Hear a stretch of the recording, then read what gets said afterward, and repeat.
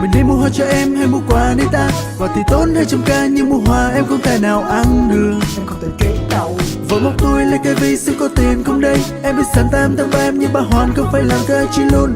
Sinh nhật em thời gian là em mua baby, my baby. Đừng làm chi hết em ơi, sơn móng tay hay bôi dầu gió. Anh sẽ nấu cơm, anh sẽ lau nhà trời hết luôn. Rồi anh sẽ dẫn em mua quần áo. Anh rất muốn nên em hơn nữa, anh rất muốn. Nhưng anh phải có tiền còn không. Thật tuyệt vời vì em đã có anh trong ngày 8 tháng 3, yeah yeah. Thật tuyệt vời quá trong ngày số 8 tháng 3, yeah yeah. Thật tuyệt vời quá em đâu chỉ được, oh my baby.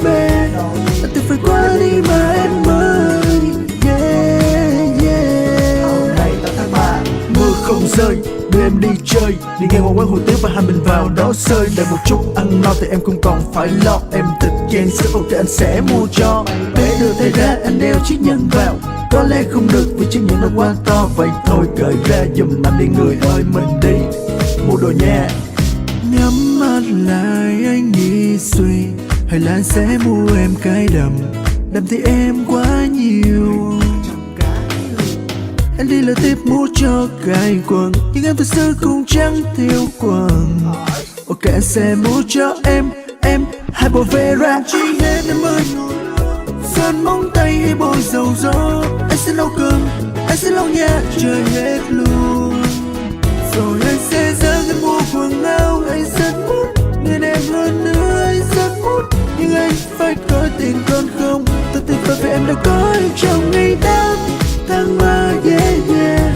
Anh tuyệt vời quá trong ngày số 8 tháng 3, yeah yeah. Anh tuyệt vời quá em đâu chỉ được, oh my baby. Anh tuyệt vời quá đi mà em ơi, yeah yeah. Ôi 8 tháng 3, anh chỉ có thế thôi.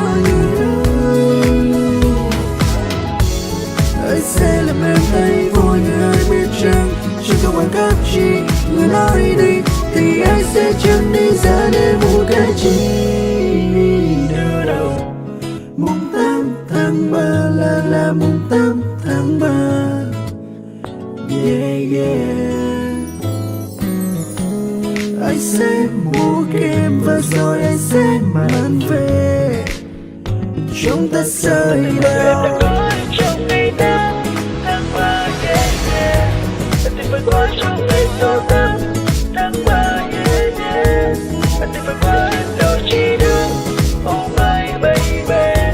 Anh tuyệt vời quá đi mà em ơi, yeah yeah. Thật tuyệt vời vì em đã có anh trong ngày 8 tháng 3, yeah yeah. Anh tuyệt vời quá trong ngày số 8 tháng 3, yeah yeah.